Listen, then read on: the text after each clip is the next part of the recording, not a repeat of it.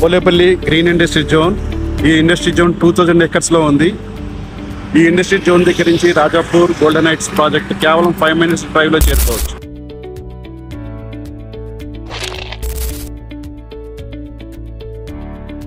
ఈ సైట్లో view point కోసం ఇక్కడ కన్స్ట్రక్షన్ చేస్తున్నారు. ఈ వ్యూ పాయింట్ పైకి ఎక్కి చూస్తే పోలేపల్లి సెచ్చు అండ్ హైవే మొత్తం క్లియర్గా కనిపిస్తుంది.